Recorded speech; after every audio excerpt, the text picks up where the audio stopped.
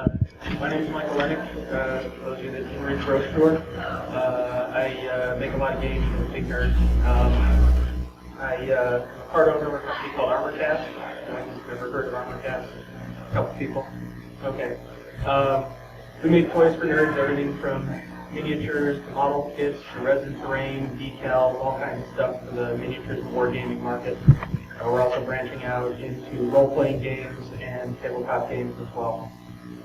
I also own a part company called Burning River Games, which makes specific types of miniatures games for the state market. So to get started here, I think I probably should have budgeted a little more time for this presentation. I think it's going to end up running a little longer, but if we run out of time, I believe there's a breakout session upstairs somewhere.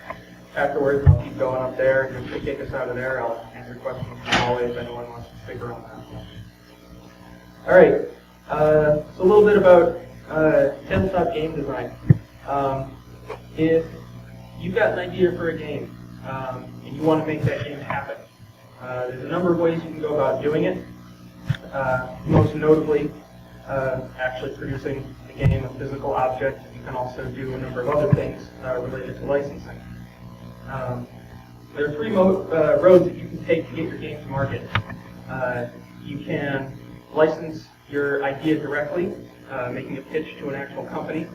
You can license through an agent who can be pitching for you, or you can self-publish. I personally am a fan of self-publishing. I'm going to touch on the first two briefly, and in particular in regard to 4 points. The profit that you can make from your product actually getting to market. When I'm talking about success, I'm talking about actually getting the product out there and made so that people can purchase it. Difficulty in regards to how much effort you're going to have to put in, and then control, which is how much creative control you're going to get out of working on your project. So direct licensing. There's a number of things you're going to consider when you go to make your pitch to a company. First thing you're going to want to consider is the company profile. What type of company are you approaching? What do they mainly do? What kind of games do they produce? What is their target market? If you've come up with the greatest idea ever for Zombie Hooker Orgy Slaughter Maximus, not going to want to pitch that to Mattel. They're going to probably throw you out into the curb almost immediately. However, if you pitch that to, say, Blood Drinking Goth Games, might pick it up. You never know. When you actually make your pitch to a company, if you're taking it to a Mattel or a WotC or Steve Jackson Games or whoever, you're going to want to have a couple of things in your arsenal to try and get your game sold. You're going to want to have a demo. You're going to want to have a design document. You're going to want to have artwork. You're going to want to be able to wow them with the concept for your game. And most importantly, you're going to want to have more than one concept. Ideas, as they say, are a dime a dozen. And in the gaming industry, everybody who works in it, the guys that are making the pieces on the shop floor, the custodians that are sweeping up at night, everybody's got an idea for a game. So ideas coming out of nowhere, they're used to getting hundreds of these things, thousands of these things year round, and almost none of them ever get made. If you're lucky enough, however, to get one made, and actually if you're lucky enough to get an audience with a game manufacturer in the first place, you're going to want to have multiple proposals. Has anyone heard of Richard Garfield? A couple people again. He's the mathematics professor that designed Magic the Gathering, which a lot of you probably heard of. It was originally started as a sort of a thought experiment in a game he was using to teach his grad students and work out game theory and design, something he was doing for fun. He took a game that he had actually designed and intended to sell called Robo Rally and went to a company that at the time was called Wizards. Now it's called Wizards of the Coast. And he said, I got this cool game. You get these little robot figures, and you put them on a map, and then you get your cards, and you make your program, and the robot does stuff every turn to turn. And they looked at him and said, that's really nice. What else you got? And he said, I got this card game thing that I do with my grad students, and it kind of works like this. And he drew some cards up on the spot, and he said, hey, that's a really neat idea. I think we can make some money off of that. So you're always going to want to have not just a backup pitch, but multiple backups. There's other licensing considerations when you're trying to license directly. If you've come up with a game, say for example it's a Star Wars Pod Racer board game, You're going to have to go get permission and license the Star Wars property from LucasArts. If you're going to need artwork made, if you're going to need boxes made, if you're going to need a game design system, if all you've got is an idea, all those things are going to have to be either created or licensed from somebody somewhere. And then that comes down to the actual sale of your game. A lot of people say, well, I don't really care about making money, I just want to see my game made. That almost guarantees that your idea is not going to get heard. Mostly because every situation that started out like that has ended up with the 16-year-old who comes up with a cool video game concept, who gives it away, whose parents come back and say, wait a minute, you just made $10 million off my kid's idea, I think we deserve a piece of this money, and results in a lawsuit. So they're going to want to pay you for it, but for the most part, they're not going to want to actually just pay you outright for a game. They're going to want to pay you by a royalty. So if it goes nowhere, if it does nothing, if it loses money, they don't owe you anything. By the same token, they ensure that you get an appropriate piece of the pie, depending upon how successful the game actually is. And then, of course, there's all the other legal stuff they're going to hit you with. They're going to hit you with non-disclosure agreements, non-compete agreements. You're going to have, in addition to your licensing and royalty agreements, you're going to have your contract agreement. You're going to have signing over of intellectual property. You're going to have all kinds of stuff. They're going to hit you with reams of paper. So either be a lawyer or know a really good one. And how does that factor into our 4 points? Well, when you're licensing directly, it gets you a decent amount of profit. Your chunk's not going to be as big as if you actually made the game yourself, because obviously they've got to pay everybody that works on the project along with you or for you, under you, when you've made your actual product. But it's a relatively safe way to go about doing it. Degree of success depends on the market, who you go to. A lot of companies, if they like the idea, will simply buy it up if they don't foresee that it's viable in the market currently, and they'll sit on the property. And once you've sold it, you no longer have control over it. And they'll say, yeah, it's a really neat idea, but we think it competes with something of ours, so we're not going to make it, at least right now. So it might not actually happen. Difficulty, well, in the actual effort you have to expend if you can get somebody who has bought your idea, well, once they've bought your idea, it's pretty much up to them. You're more or less done. But that, of course, factors into control, is even though it's easy to get your game made, once you've actually gone and sold your idea, you're not going to have input over what it looks like. Your rule set's probably going to get tweaked. They're going to change things around. But you've given it up, but you've created your game. Which leads me to licensing through an agent. Well, why do you get an agent? All that legal stuff that I talked about, the non-disclosure agreements, shopping it to a game firm, getting together a portfolio, agents deal with this stuff all the time. It's their job. The cost of getting an agent, well, they work kind of like lawyers. Usually you got to pay a retainer, and a lot of times they're going to take a percentage based on what you earn over the lifetime of the product. Are they worth it? Well, that's a matter of opinion. If you've got infinite time and infinite money and all you want to do is sit around and create games all day, by all means go through an agent. If you're dead set against self-publishing, I definitely recommend going through an agent rather than trying to direct license. Even though it's going to cost you more money and take a little bit more out of your profit, it does make it easier for you effort-wise. It does guarantee a greater degree of success of your product actually making it to the marketplace, because the agent will have a vested interest in getting their percentage of the royalties coming back off of your cut. So it depends largely what you want to do. And also, if you do have an agent, it does limit your control again somewhat, as you have yet another intermediary and third party that you're going to have to work through in order to get your product made. Which brings us to self-publishing, which I'm personally a fan of. It gives you the greatest amount of control over what your actual product is going to look like, is going to feel like, is going to play like. It almost guarantees success. If you're dedicated to your project, if you have a game that you believe needs to be in the market, you'll make it happen. The profits, well, they're all going to be yours, and assuming you've done your homework and priced things appropriately, you'll be making, I'm not going to say the big bucks, but you'll at least be making the money off of your product as opposed to getting a small percentage-based royalty from a firm that may or may not even produce your end product. The downside to self-publishing is you have to do all the effort, all the stuff about the contracts, the non-disclosure agreements, actually making the product physically yourself, all the design work. It all has to be done by you or by your team. Which brings us to the design process. There are 5 phases to the design process. A lot of this looks like a video game design process. A lot of it looks like a movie design process. And designing a board game has a lot of things in common with both of those. The 5 phases are, of course, the concept phase, pre-production, production, post-production, and the aftermarket phase. The concept, also known as the idea.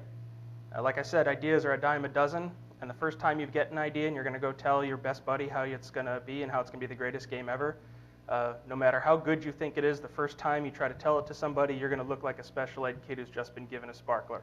It always comes across this way. I've seen guys at conventions come up to me trying to tell me the greatest game idea that they just got from playing somebody else's game, and I just have to sit there and go, that's fantastic. Write me up a design document and we'll talk. So where do you get your concepts from, your ideas from? Well, there's a number of sources. Inspiration is, in my opinion, the best one. It all comes from your head. Everything that comes out of it, you own. You can also license things, like I said, a Star Wars-based game, a pod racer game, a Star Trek-based fleet battle game, what have you. Sometimes ideas come from a gameplay method. Someone's working out a new way to use the ever-popular D20, and they want to apply it to a war game, so they figure out a system. Well, they've come up with the gameplay system first, and then they adapt a game around that afterwards. Then, of course, you have the gap, which is a gap in the market that you discern needs to be filled. For example, right now in the 28mm miniatures wargaming market, there's Warhammer 40,000 for sci-fi, and that's about it. So maybe there's room, maybe there isn't room.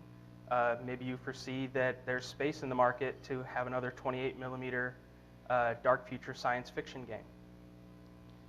There is, of course, always the option for the sequel. Now, unless you're actually part of a design firm or you've been creating games for a while, this probably isn't going to come up, but it's possible. There was a game that came out in the mid-90s called Warzone, which was based off of the Mutant Chronicle intellectual properties that got swapped around to a number of companies in an attempt to maximize profit and ultimately torpedoed the game, and they're always talking about bringing it back. So it's possible that somewhere out there you get your hands on the Mutant Chronicles IP for producing a miniatures game and you can bring it back as Warzone version 2.0. And last but not least, coattails, which kind of goes along with licenses. The new Green Lantern movie's coming out this summer. Maybe you want to make a Candyland-style Green Lantern Journey to Oa board game. You're going to want it to be done and launched so that it pulls in market revenue based on being of the coattails of the movie. Okay, so pre-production. There's a number of things you're going to need to consider when you're in your pre-production phase for producing your game. The first is the design document, which we'll come to in a minute, as well as how you're going to structure your company, your actual gameplay idea, and you're going to want to build a budget and a schedule. The actual design document works a lot like a business brief.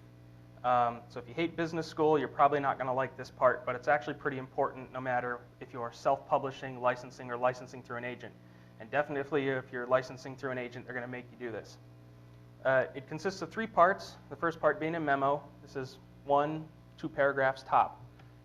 It's a brief description. It's what you want the person to read to first get them hooked into the novel concept that is your game. A lot of it doesn't go into technical rules, but it describes the scenario, it describes the background of your game. And this can take many forms. The original document brief for Magic the Gathering, for example, was the story of the war between the brothers Urza and Mishra. The memo for Warhammer 40,000 was, what if we took this fantasy stuff that we've been mucking around with and chucked it 40,000 years into the future? It gives them a basic idea. They can read it in 1 paragraph and decide, hey, do I want to read more? Then that gets you to your actual brief.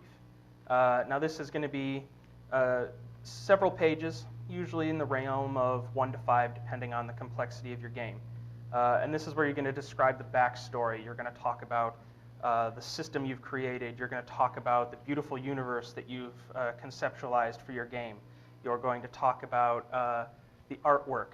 You're going to talk about lots and lots of different things that will entice somebody to want to play your game. And then there's the main actual design document itself, or as I call it, the meat of the document, which is anywhere between 5 and I've seen them as long as 50 pages, depending on complexity. You start talking about rules, you put in charts, you put in concept artwork, you put in photos of prototype models. You give them lots and lots of pretty pictures, and you show them what this game is going to be like. You give them an idea of how it's played. And not just that, but you include fluff and background, and you want to hook them into your world and get whoever you're presenting this to, whether it's your design team or a CEO at Mattel, to want to make this game along with you the way that you see it. Now, when you're writing your design document, just write. Put out details, stream of consciousness, pull up your word processor, fill pages, sort it out later. The reason I suggest that you do this is because some of the best ideas that have come along, and some of the most profitable that have come along, have been little scraps that have been just thrown away in details that have been pinned to a poster board somewhere. Someone's trying to brainstorm ideas for their design document. As I intimated before, Rick Priestley was working on Warhammer Fantasy version 3.0 for Games Workshop at the time in the mid-'80s, and put forth the idea, what if this was 40,000 years in the future? It was on a post-it note and sat on a bulletin board that people stared at for almost 5 years before they said, hey, I think Rick's got a pretty good idea. And it was just a throwaway thing that he'd come up in just a brainstorming design phase working on the design document for the next generation of Warhammer. All right, now your actual company. I can't tell you how important this is. I have seen more self-publishing startups die because they did not fully put down and categorize and spell out how the company was, what it was going to run. A lot of times it's 2 guys working in their basement, they get a neat idea, they're a basic partnership, they have a falling out, the company gets dissolved, they fight over the intellectual property of who actually owns it, and the entire thing goes nuclear and nobody gets anything made.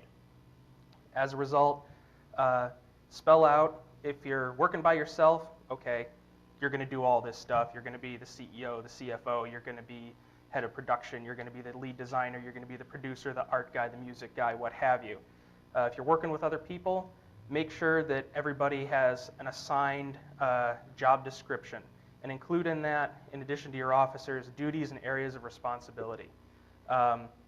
If you want your chief information officer of your 5-man startup to only worry about running the back end of things because you want to outsource everything that's going to the web, make sure you spell that out so that he doesn't decide, hey, I'm the CIO, I'm going to run everything that goes out to the web even though I haven't updated my skill set since 1995, and try to build a website based on that. A lot of this goes along with the contracts that you'll pull up. Chances are, unless you're amazingly talented, which I am not, you're going to be bringing in outside help. You're going to be finding an artist to do your cover art. You're going to be finding sculptors. You're going to be finding people to help you design and alpha test and beta test. Get contracts made up, especially with deadlines. Get people to sign those contracts so that they know, hey, if I don't deliver on time your piece of cover artwork by May 1st, so you can get it to the printers by June 1st, so you can launch at Gen Con on August 1st, I'm not getting paid for my efforts, which also goes a long way to protect you. And then, of course, there's other legal issues that you'll have to handle, particularly in your operating agreement, which brings me to the concept of the LLC. Get one of those. Don't be a partnership, don't be a sole proprietorship, don't be an LLP, don't try to be a C Corp, S Corp, anything else. Get yourself an LLC with a good solid operating agreement set up and filed.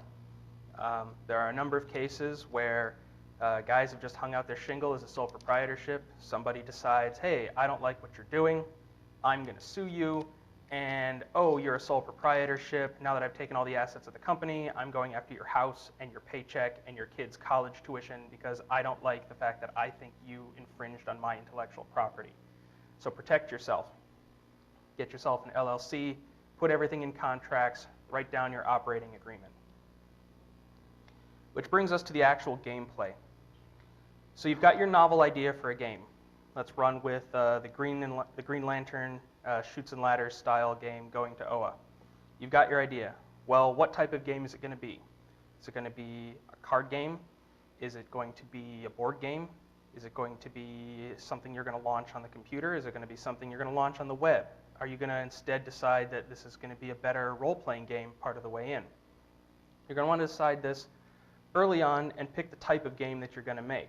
Now at this point in gameplay, you're only coming up with the basic idea. Okay, I want it to be a Chutes and Ladders type game that uses some dice and some cards and a game board that predicts what pieces do. Which brings me to my next point of gameplay and copyrights. I'm not a lawyer, and I'll come back to this later, but when it comes to copyrights, you can't copyright a specific mechanic in a game. A roll of a D10 and a 10% base percentage system with two rolls of D10 together, you can't copyright it. It's two dice being rolled together, figuring out your number between 1 and 100. However, you can copyright a complete game system. So when you're thinking about how you want to design your game, when you're thinking about how you want your game to actually play, don't go and say, hey, War Gods Aegyptus has a great game system, I'm just going to use theirs. That'll get you sued. But hey, War Gods Aegyptus did a really nifty thing with how you handle terrain, and I like how BattleTech handled terrain, and if I merge the two together, I get a system that I like and that works for my miniatures game. That you're probably okay with. And last but not least, for pre-production, a budget and schedule. Make them, stick to them. Adjust them as necessary, and try to set an end goal. I want my project to be done and to market and ready by Christmas, or ready for a big launch at GAMA, which is the Game Manufacturers Association trade show. You want to stick to this as best you can, and this helps not just you, even if you're a sole proprietorship, but it helps keep everybody else in line. Like I said, your artist who's got to get you cover art in time, your sculptor who's got to get pieces to you so they can be produced in time, and so on. And yeah, you can change your end goal, and sometimes that happens, but try to stick to your budget and schedule so that it doesn't become the perpetual project that never finishes. Which gets us to actual production. Again, there are 5 segments to production: writing, gameplay, alpha testing, your marketing plan, and again, more legal stuff. Production writing. I can't stress enough that the story is the most important part of the game that you're actually going to produce. Doesn't matter what kind of game it is, how well it works, or what kind of novel concept you've come up with for actually creating your game. The story is by far the most important. Again, to go back to our example of Warhammer 40,000, high fantasy, set in deep space, dark future. Game system, is it okay? There are better ones, there are worse ones. It's a matter of opinion.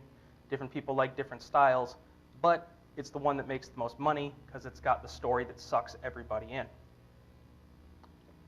When you're writing for your production, follow your design document.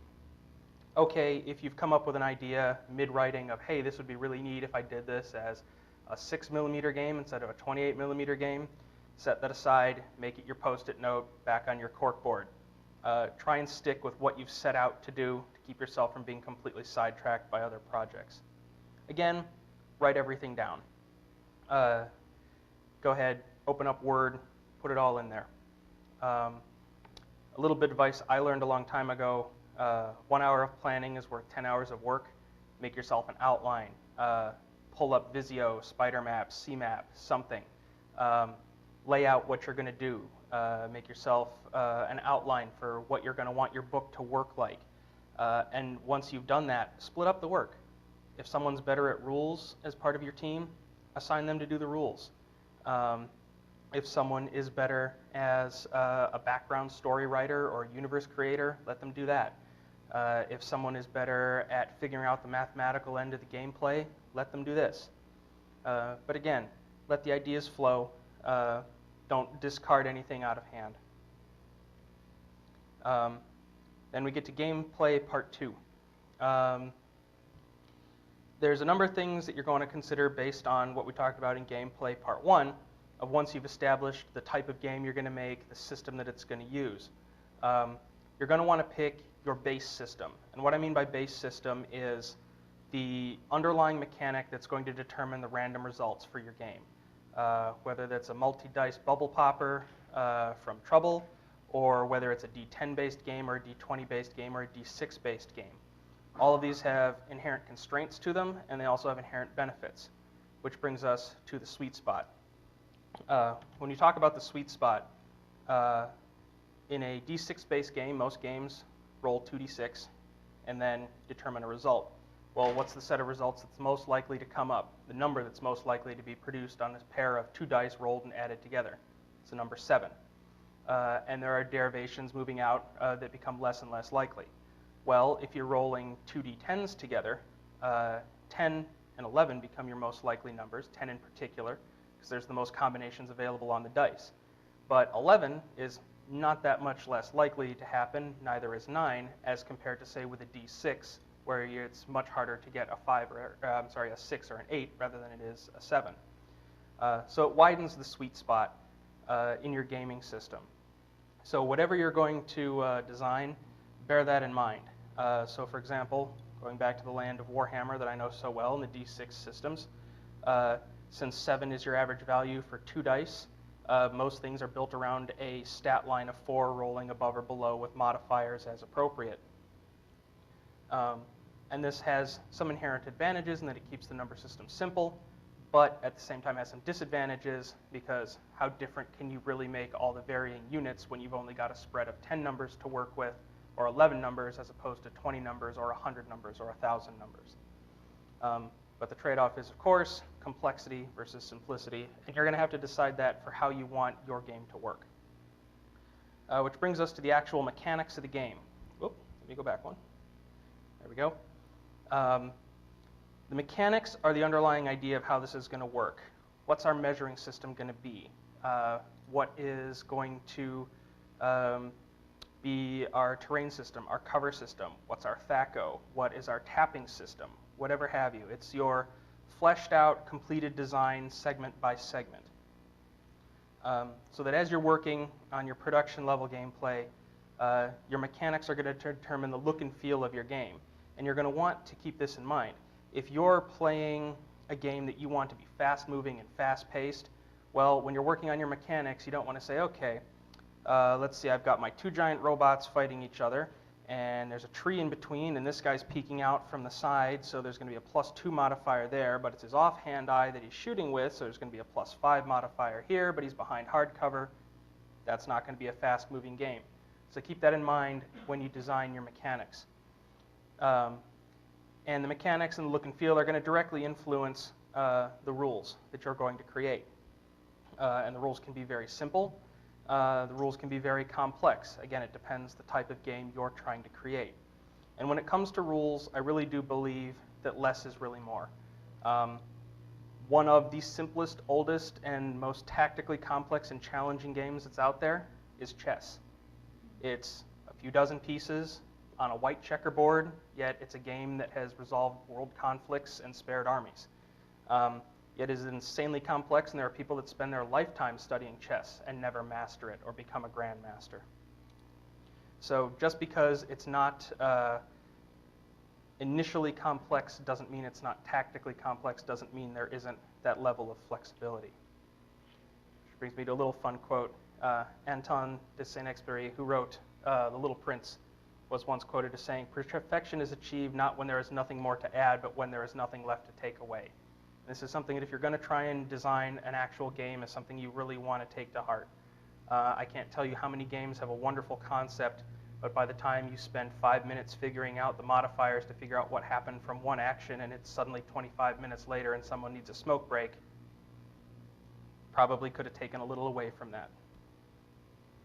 Which brings us to alpha testing. Your mantra here should be play test. Oops. Dang it. Silly laptop. Play test, play test, play test. A lot of companies skimp on the alpha testing. Once you've got your game rule set, just start playing. Sit down with your friends, take it to your local gaming group, bring in people who've never seen the game before, and just play it.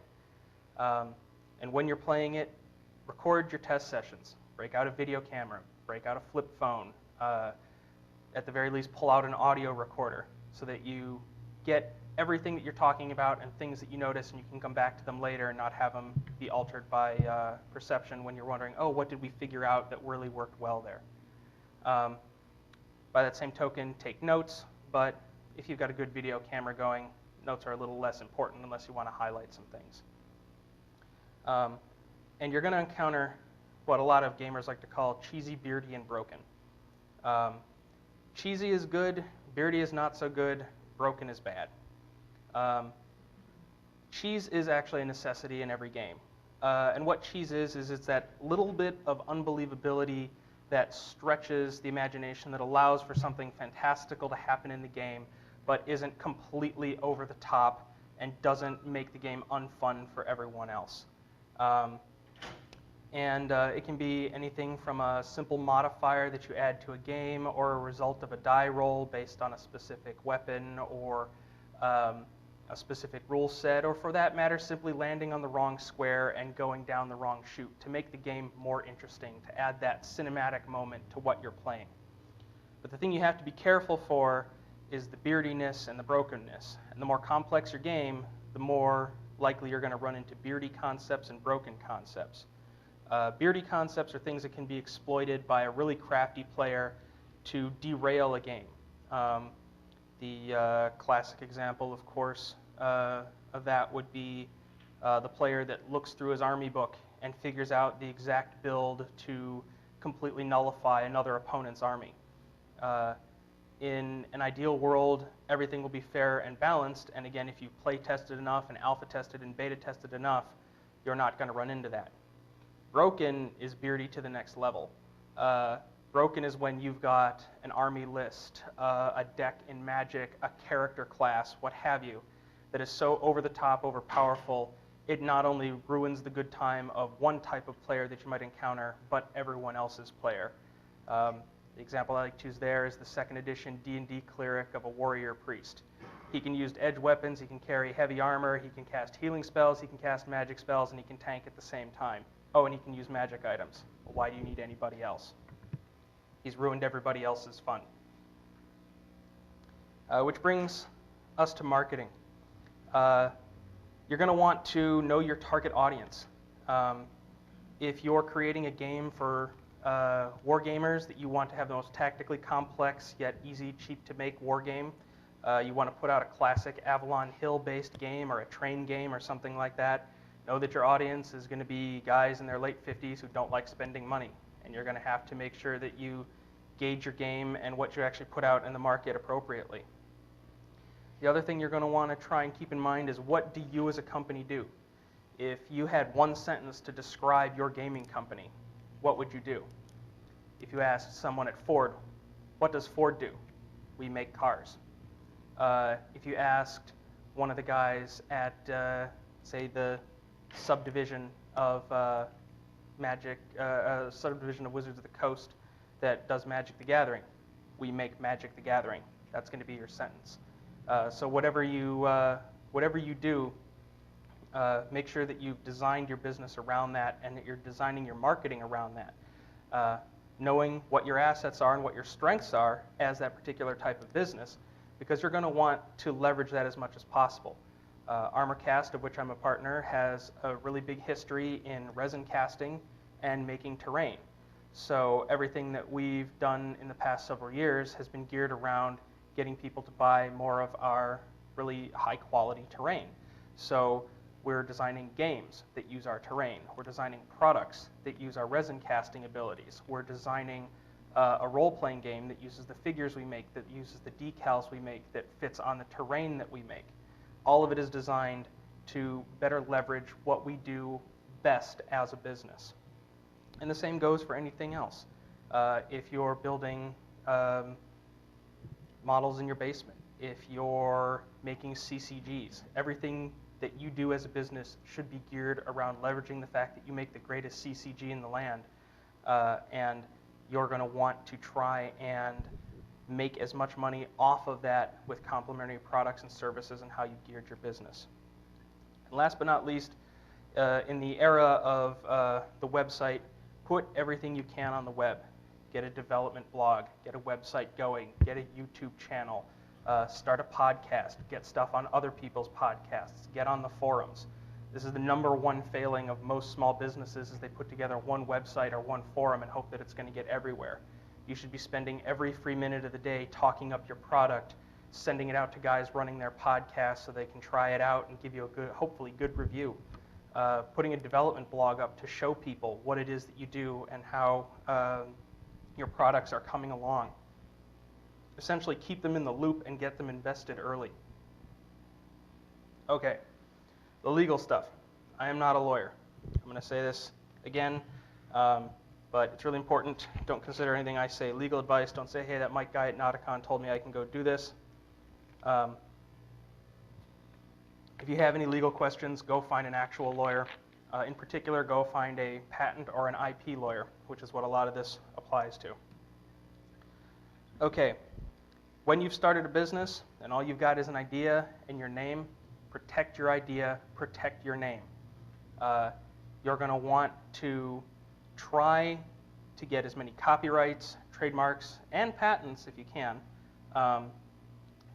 squared away as early as possible to lock down your ideas so no one else can come along and pinch them from you. And the beautiful thing about IP protection is that once you've signed up for it, it may take you 5 years, 10 years to get a patent through, for example. But if someone's infringed upon it after day 2 after the application, you can sue them for damages going all the way back to day 2, not from the point at which the patent's actually approved. Now, the difference that you're going to have between these three things, patents are for processes. They're for how you make stuff. Chances are this isn't going to come up a whole lot in game design, unless you've come up with something really new and novel. However, copyrights and trademarks you're going to be seeing a lot of. And copyrights by themselves, it costs $30 to register a copyrighted piece of material. You can do it on the web. So the moment you get your first draft of your book written, you copyright it, you send in your $30, you're protected. And the copyright covers things like specific characters, it's going to cover ideas, it's going to cover concepts, it's going to cover what you've come up with out of your head. Now, trademarks are different from copyrights. Trademarks are actual marks of trade that you're going to do business under. Coca-Cola is a trademark, Xerox is a trademark, Ford Motor Company is a trademark, and if you've trademarked your name, Joe Bob's Game & Shack, no one else can go out there and do business under the name of Joe Bob's Game & Shack. And if somebody, say for instance, squats on your website of Joe Bob's Game & Shack, you can say, hey, that's my trademark, I should have that website, and you can get relief through the courts that way. It's a little harder than that, but you get the idea. And a lot of what else goes along with production legal is licensing for, again, things like artwork, multimedia, other things like that. Stuff that you're going to have to pay other folks to make if you don't have the skills to make yourself, in order to both ensure that they get paid, in order to ensure that you don't get ripped off and sued later. And then there's also a lot of disclaimers and notifications and end-user license agreement types of things. Now, a lot of this is up in the air, but if you look at, for example, Games Workshop, they've got 8 pages of disclaimers and notifications about what you can and can't do with anything that may or may not be based on their intellectual property. Will it all hold up? Well, there's some court cases pending right now, which I'll come back to a little bit later, but at least they put it out there and got it out front and hopefully discouraged at least some people and put up at least a basic protection from themselves. Which brings us to post-production, which is actually making stuff. It also includes your QA, your beta testing, your actual full-on production, your sales, your advertising, and your actual relief. So making stuff, I'm talking about sculpting, cover art, graphics, layout, prototypes, things that you're going to need to put together as your first run in order to get your concept worked out, in order to be able to move into full-on production based on what you've created. Which brings us to QA, both in terms of in-house and out-of-house beta testing. You're definitely going to want to try and get as many groups of different individuals to try your game. A lot of people will do it for free, especially if you fling them a little free product. Say, hey, I'll give you a starter set when it releases if you fill out 4 battle reports and file them on our beta testing forum. Or you document your games and send me the video files. I'll make sure that you get a box of whatever when we release it. And listen to your beta testers. They're going to come up with a lot of things that you didn't think of. They're going to find the loopholes in your rules. They're going to find ideas that maybe you didn't think of, or interpretations of things that you've written that you didn't intend for it to go this way. Now, some of them can be fixed at this point of post-production. Some of them can't. A lot of times beta testers get the first runs of the game where a major rework is not possible, but you can start working on your errata and your FAQs to put out your updates as soon as possible after the launch of your game to ensure that everything runs smoothly the way that you intended it in the first place. And then there's a couple pieces of software that you might want to pick up depending on what you're building. Battle Chronicler and Army Builder, if you're not familiar with those. Battle Chronicler is useful both for making nice pretty diagrams of troop movements and things like that. You can input your own images into files in order to make nice graphics that can then be reused in your books. Army Builder is a point-and-click system for army creation. They also have a version called Hero Lab, which is useful for a lot of RPG-style characters, and another one called Card Vault, which is useful for designing decks and CCGs. And although the programs cost a few bucks each, they're not horrible. They're like $30, $40 licenses. Usually get a couple of licenses with them, and the entire developer kits are all free. So if you buy Army Builder and you're making a miniatures war game, you can build your entire system in and release a file that people can then use to speed up playing your game more and hopefully finding more things that they want to buy and build more products. Which brings us to the actual production itself.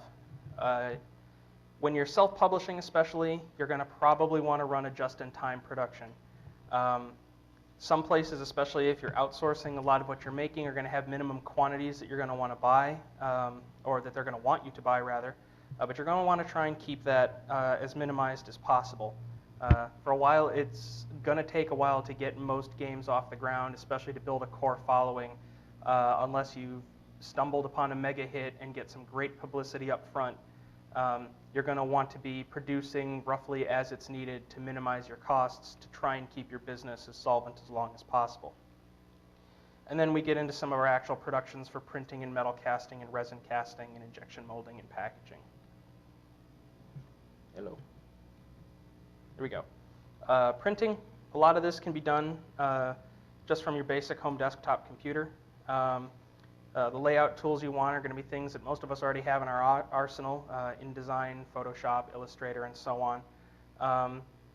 And depending on whether you're going with offset printing or digital printing on demand, different printers are going to have different requirements. Furthermore, if you have access to a very nice printer or a very nice set of copiers, you can actually print a lot of your own things and have them, semi-professionally bound at a Kinko's if that's the way you want to go. But ultimately, your printing is largely going to be left up to the discretion of who's doing the actual work, whether it's yourself or someone that you've hired. There are some reasonable offset printers. There's a company here in Cleveland called Betta & Sons who are very good, who have reasonably low production runs on a lot of things, who can do things like book bindings and full color offset printing. And of course, there's things like Cafe Press, which we've all heard of, that sometimes have the quality, not always, but you can get one book if all you need is one book to fill an order. Now, the question of full color does come up on occasion. Ultimately, it's a personal choice. I've seen a lot of books for a lot of games sell solely because of the artwork and being in full color. If you've ever walked around Gen Con, you'll see guys going over to the Paizo booth to buy a stack of $40 and $50 and $100 game books for the latest Pathfinder things, solely because it's in full color and it's full of Wayne Reynolds artwork, which they love, even if they're never going to play the game. And some of the things that are full color that are actually pretty reasonable. And I brought one here with me. This is a game, I don't make it, but it's a fun one called Dystopian Wars. If any of you have ever seen this. It's basically what if World War I and World War II got smashed together just after the Civil War thanks to lots of weird steampunk technology. It's a really nice full-color game book that sells for $30 a piece. So realistically, if you're getting a decent deal on printing for a fair volume, you're probably not paying more than about $5 to $6 for one of these books. Granted, you're probably buying 1,000 of them on an initial run, but if you plan on this game being around for a while and putting it into distribution, that's not quite so big of a deal. Another note on printing, if you're simply wanting to get your game out there as quick as possible, there's a wonderful website called DriveThruRPG that has PDF saleable downloads for every kind of game under the sun. And they can get you set up with an account for free, and they basically take a cut of the profits of whatever it is for more or less running a PDF-based web store for you. And of course, since it's a PDF, you can then do full color, and it's up to whoever actually downloads the thing to go ahead and get it printed the way they want. Which brings us to some basic points of metal casting. Cost and equipment. To do pewter white metal casting in your garage is going to cost you anywhere between about $2,500 and $7,000, depending on what rig you buy and from whom. But it's going to require a mold press, a vulcanizer. It's going to require a melting pot, an air compressor, and a spin caster. And these are available from a variety of companies, which I've got listed later, as well as finding them on eBay. Your master models, there are some safe materials and unsafe materials which you need to consider when you're making your master for your miniature or your game piece or your custom-made die. Metals and epoxy resins are fine. Things like urethane resins, rubbers of various kinds, plastics, clays, Sculpey glue, super glue. Do not put those in your master molds, and I'll come back to that in a second. When you're actually making a mold, the vulcanizing press has two unvulcanized rubber discs. You create a cavity in the disc, put in your master model, or multiple master models as the case may be, and actually press it in the vulcanizing press anywhere from between 2 to 20,000 pounds per square inch of pressure, based on the manufacturer's specification for that type of rubber. And when you're finished, you'll have a proto mold with a cavity for each of your models, which you can then go in and slice out the channels in order to pour in the molten metal, which then sits in your spin caster. The spin caster clamps the mold up against a lid, and you pour in a ladle full of hot metal while it's spinning around, and it flings all the metal to the outside, filling in your actual mold. And there's two kinds of molds. There's proto molds and production molds. Proto molds are where you have one piece of any specific thing, and a production mold is where you've spun out 8 or 10 or 50 of whatever happens to fit in your particular spin caster, and you've made a mold where you spin it once and spend 3 minutes and you get 50 parts instead of one. So a couple of examples here. The guy on the left, that's something that would be okay to put in a metal mold. He's made entirely out of green stuff, which is an epoxy putty. It's a 2-part yellow and green that you mix together, and metal, and nothing more. He's got some reinforcing metal inside of him, and that's about it. He'll be able to withstand the pressures. The guy on the right is a mixture of ABS plastics, polystyrene, some green stuff, some gray stuff, and a few other types of epoxy metals. You don't want to put him in your mold press, and here's why. If you put things that are petroleum-based things, plastics in particular, clays and other things like that that have certain chemical contents, at the very least, you'll ruin your master under the pressures that you're putting these under. At the very worst, your mold can actually explode. There's a rather famous story from Citadel Miniatures back in the day where one of their sculptors built a dragon that was completely looking like green stuff on the outside, but it had a giant block of polystyrene in the center. They cranked it up to about 15,000 pounds per square inch, blew the mold frame apart, destroyed a couple of machines, and sent one guy to the hospital. The mold frame that you see on the right there is actually half-inch thick cast steel that's been blown apart by somebody putting the wrong thing into their mold. If you're not careful, at the very least, you'll lose a mold frame and possibly a machine. If someone's nearby and the mold frame didn't explode, but they put something like super glue in that's under high pressure, when they go to release that pressure, it can spray out on them at 300-400 degrees of liquid cyanoacrylate. That's not fun. And worst case scenario, the thing actually explodes, sending half-inch thick steel shrapnel, spalling around your shop, sending a lot of people to the hospital. So don't put bad things in your metal molds. A couple of things. If you're actually interested in metal casting, there's a number of companies that are out there. Romanov, Contenti, TechCast, and Connolly, which I didn't list here. They all make jewelry and white metal casting equipment. Their costs, like I said, range from anywhere from $2,500 to $10,000 for a package. And a lot of times you can find reconditioned rigs on eBay. One thing you'll want to look for and track down if you're interested in metal casting is the complete handbook of centrifugal casting by Philip Romanoff. He's the guy who started all this stuff back in the 50s of, rather than pouring open metal, actually trying to do high-speed production working in his basement. This guy is going to be your Bible. It tells you how to do anything and everything that you could ever want to do related to white metal casting. And you can pick him up on Amazon for about 10, 15 bucks. And you can laugh at the funny pictures of Phil in his flannel in his basement back in the 50s. Which brings us to resin casting. Cost and equipment is a lot less than doing metal casting. You need an air compressor, a pressure tank, and a vac table, all of which, depending on where you shop or how handy you are, can be anywhere from a couple $100 to at most $1,000 or so. Your master model can contain a lot more materials, like plastics are great for masters for resin casting. Clays work equally well. You can even use wood and other porous materials provided that you seal them properly with lacquer.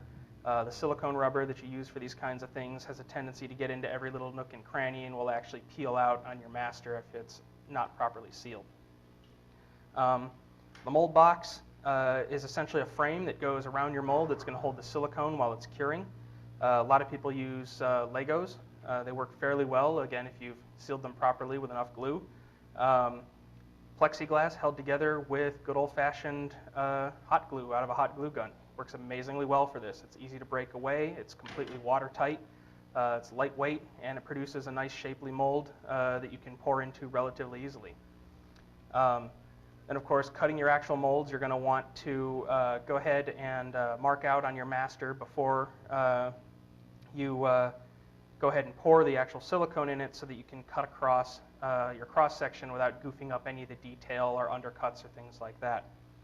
And then for actual resin casting, you can get commercially available mold release agents, or if you're using the right kind of tin cure silicone rubber, you can use baby powder, which is extremely cheap as your mold release to just have a little bit of a buffer layer between your actual casting urethane and your silicone rubber mold. And then of course, you're going to want to both vacuum your resin once it's in your mold to pull any bubbles out, and depending on how complex your mold is, maybe even pressure it in a pressure tank in order to force the liquid resin back into all those little undercuts and nooks and crannies. And then of course there's your demold time, which depends largely on how big your mold is, temperature, humidity in the room, and so on, as well as what type of resin you're using. And you can do a lot of cool stuff with resin that you can't do with metal. There's some current and classic armor cast products that I pulled up there. The Steam Buddha, which is about 4 inches tall, which contains details down to 1/2 millimeter size that come out amazingly well in a silicone rubber mold, all the way up to the classic Battletech Madcat mech, which stands about 11.5 inches tall. It's a lot cheaper, it's a lot easier to work with, especially if you're new, and the nice thing about resin is once it's made, unlike metal, where if it goofs up, you have to re-pour it. Resin cuts like wood, sands like wood, but you can heat it with a heat gun and rebend it and reshape it a little bit just like a plastic. So it's actually a pretty good thing to start out with if you're first getting into casting. Plus you can make a lot larger things for a lot less cost. Which brings us to injection molding, and I think we're almost out of time here, aren't we? 3 minutes? Okay, I think I can get through this one at least. Simple, quick story, beware the red dragon, and look at iCore. iCore came out with a good game called Void a number of years ago that was giving Warhammer 40,000 and Warzone a run for its money. They had another game called Keltos that was doing amazingly well. They decided to switch from metal models to plastic models. They sent their 3-ups over to China. Right before the Christmas season, they got their crates in and they got 3-ups back instead of getting 1-ups. because the Chinese said, hey, you sent us a 3-up, we'll laser scan it in, we'll injection mold these things and send them off and we're done. ICOR tried to get some remedy for this. They said, well, you didn't say to reduce it to a 1-up, and they said, yes, we did. And then they said, well, we're in China, screw you. And the Chinese government said, yeah, well, you should have learned to speak better Chinese. And ICOR is now out of business, and their properties were sold off because they had product they couldn't sell that they were on the hook, had already paid for, that was ultimately going to bankrupt them since they couldn't bring it to market in time and didn't have the capital to redo it. So if you're going to injection mold, try to stay local or at least someplace that's English speaking. The biggest cost savings for injection molding is in the actual production. Pewter right now is running at about $16 a pound. Resin for roughly about 16 ounces. Resin for that same $16 gets you roughly about 48 ounces worth of material.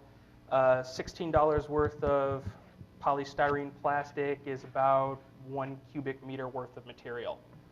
So you go from having a miniature whose cost is, say, 30 cents a mini to 20 cents a mini to, 0.03 cents worth of a miniature when you're actually producing it. Plus, the nice thing about injection molding is if you're using, rather than a thermoset plastic, if you're using a plastic that can be reused, you throw it in a grinder, you dump it back in the thing. Oh, look, it came out right this time on the second run. There are some other advantages, like 3D modeling. You can have your molds grown in a lot of maker bots and things like that, have your masters produced for you, filed down, scanned in. You can sometimes just take a direct CAD file and send it off to your manufacturer, and they'll cut the mold and produce it for you and send you a finished product. And the nice thing about it is resin molds last for roughly 40 pulls, give or take. Pewter molds will last several hundred spins. Plastic injection molds last tens of thousands of production runs. There are guys who are using the same injection molds that were made 20 years ago for products that they're still producing today. The trade-off, of course, is even though you're saving all that money on the actual produced product, whereas a silicone mold is $20, $30 worth of silicone for a large piece, a miniature is going to cost you roughly $40 or $50 worth of mold rubber in your vulcanizing press. Don't even open the door if you can't afford $10,000 for an injection mold plus the $50,000 for the machine on top of that. Even if you outsource it, a limited run of a simple project of one figure is going to cost you $5,000 to $6,000 just for the first 100 runs of your product. But hey, if you've got that kind of capital behind you, you can keep producing that same thing for a very long time, and if it sells well, you have an initial investment that'll last you for decades without having any significant money have to go back into that product. We're time? Okay. Brings me to post-production here. Let me see how many more slides I had to go. Yeah, I probably had about 9 or 10 slides. So I guess we'll head upstairs to the breakout session if anyone wants to continue to hear me talk or if you just want to ask questions or what have you. Thanks for having me here. Next time I know I should probably budget another half hour if I decide to give this talk again. All right, thanks.